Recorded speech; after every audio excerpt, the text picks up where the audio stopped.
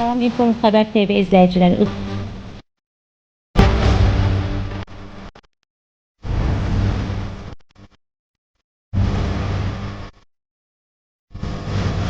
Dünyada və Respublikada baş verən xəbərləri mən Lamiyə Əliqızı sizə təqdim edəcəm.